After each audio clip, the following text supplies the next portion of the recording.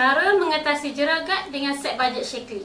Okey, ramai yang datang pada saya tak cukup bajet tapi nak menyelesaikan masalah jeragat dia. Okey, jangan risau, kita ada set bajet untuk mereka-mereka yang nak mencuba, iaitu gel A dan vitamin C.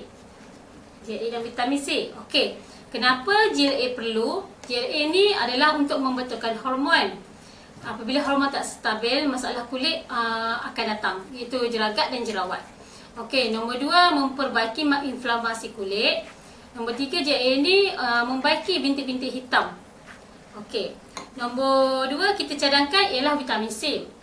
Okey, bintik-bintik hitam jeragat ni adalah bintik-bintik hitam.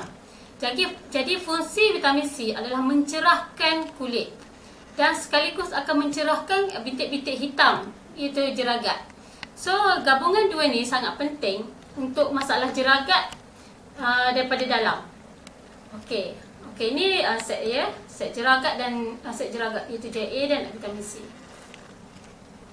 Okey, so sekiranya berminat boleh hubungi saya 019-394-9873 dan juga boleh layari website kami www.nafazila.com dan like page kami nafazila.com.